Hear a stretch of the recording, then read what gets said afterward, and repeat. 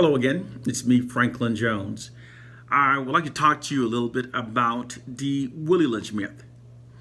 I know so often people get upset when you challenge something that they believes to be true.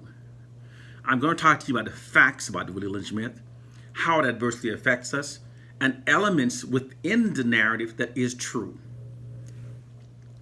Now, the Willie Lynch myth was actually written in 1979 by Dr. Corbina Ashanti, who's from Durham, North Carolina. He confirms that he wrote it.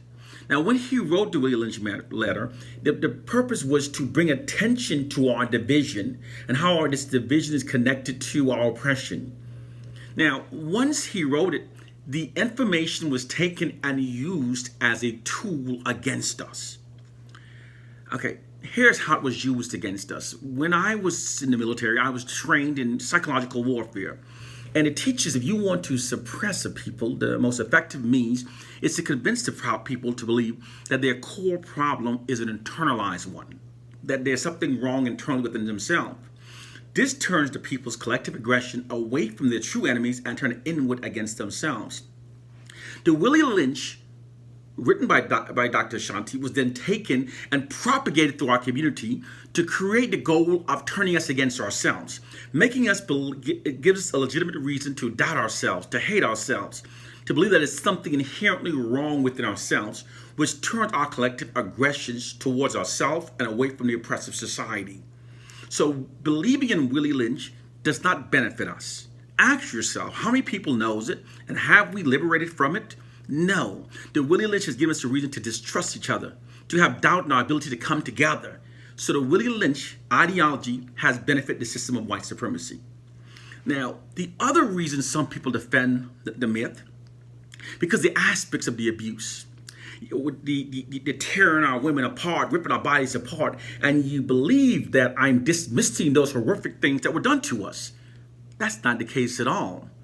You see, the story is connected with aspects that are true.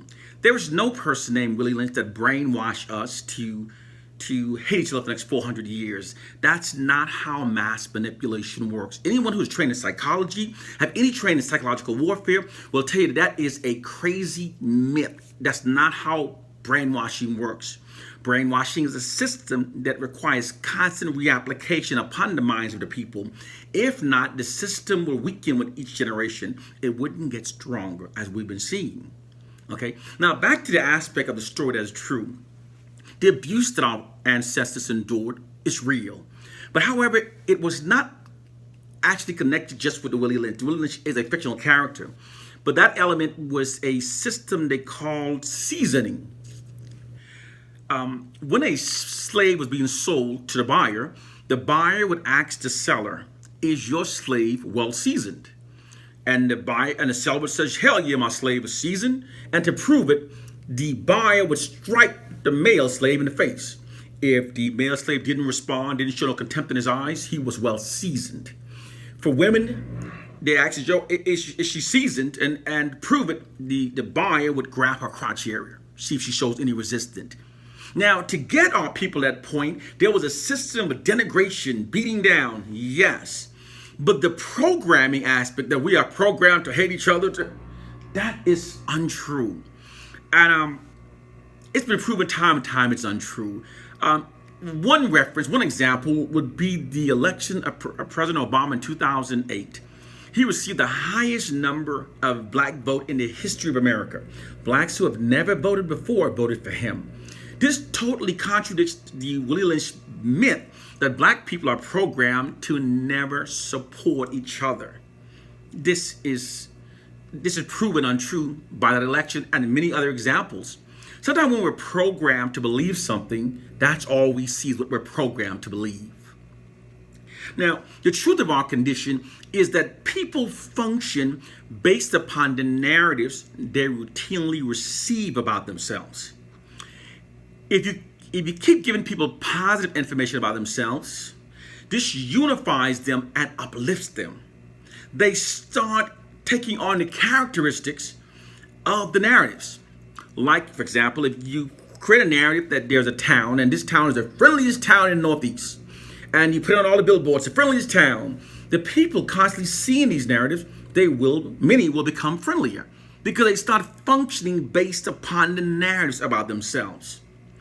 On the other hand, when people are constantly bombarded with negative information about themselves, they become self-loathing. They become divided. They become self-hating. This is how information is used against targeted populations. This is how psychological warfare works. Okay?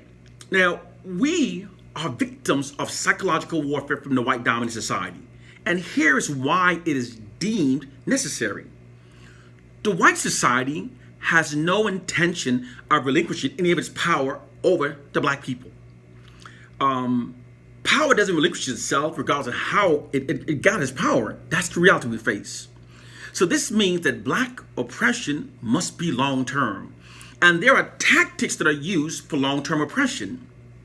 You see, because when people are oppressed for a long time, they develop, their collective aggression starts to swell, and it starts to swell in hatred towards the dominant society.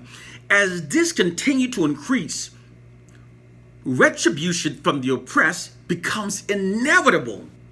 Okay? Retribution and rebellion becomes inevitable. The only way to stop this pending retribution is to turn the collective aggressions of the oppressed population against themselves. And this is achieved by constantly bombarding them with negative information about themselves. This is a tactic they're using against us. When black people are watching TV and we're constantly seeing negative information about ourselves, subconsciously it feels like a public humiliation. This public humiliation then creates a sense of resentment towards our own people. We start hating our people, despising our people because of the constant humiliation. We say, damn, I wish people get their shit together. Why can't you get our shit together? Because you've been humiliated. Then some of us feel the need, we need to show whites that we're not all the same. We need to go and show them we're better than that. We get around whites and we're so embarrassed by the image of us, we try to stand up a little straighter. This is all by design. It's a psychological warfare system that's being deployed through the media. Now, when I talk about the fallacies of believing in Willie Lynch, it does not come from a position of arrogance. It does not come from a position of thinking I'm better or smarter than anyone. When you see the truth, you have the obligation to tell the truth. And you speak and you speak and you speak until you have no life left in you. You speak the truth because the ancestors called you to speak the truth. We are believing lies and fallacies. We are believing silly myths. We have grown men, 70 years old, believing in childish myths. Those who believe in Willie Lynch have no concept of how psychological warfare works. So therefore, those of us who was trained in psychology, who trained in psychological warfare, we have an obligation to our people to set them straight, to show the truth. We are victims of psychological warfare. There are tactics used against us. We continue to tell ourselves supernatural. We cling to myths and fairy tales. But these are warfare tactics that you see against us. So often we consider ourselves as citizens in this society, but we have been treated as prisoners of war. In the U.S. military, they have books on how you treat prisoners of war, and it's consistent with how they treat us. When the prisoners protest, you never acknowledge their grievance. You always create a narrative that mutes their protests. You also identify the prisoner that is creating the commotion, the leaders, and you identify them as agitators, and you remove them from the group. You dehumanize the prisoners of war so that others are insensitive to their plight. You divide the prisoners of war by constantly bombarding them with information about themselves to create division between them, because when they are divided, they are weaker. There are tactics that are being used against us, warfare tactics. Now, if we keep sitting there reading the Bible, believe the Bible is going to liberate us, and those of you who believe it has never thoroughly researched the Bible, the origin of the Bible. Reading scripture is not proof. Read the writers of the Bible, how it was truly constructed. It is a tool used to mentally enslave us, just as Willie Lynch is. We have to start studying warfare tactics, the art of war, psychological warfare, because these are tactics they're using against us, psychological warfare tactics. And when we sit around arguing over a Bible written by Romans, we are fools. When we are arguing to defend Willie Lynch, which would be the silliest means of controlling a people, the silliest. In fact, if Willie Lynch was our problem, I would say thank you. Because Willie Lynch would be the least effective method for controlling a large population of people. It is time for us to stop arguing over these silly things that we don't even study, we don't even research. I have studied this for 35 years and fact check, argue, debate it. The truth of our condition is nothing to do with a fictional Willie Lynch myth, nor does it anything to do with a fictional Bible written by Europeans.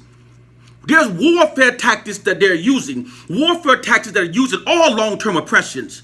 Our collective aggressions are being turned against ourselves to prevent us from unifying against a white oppressive society.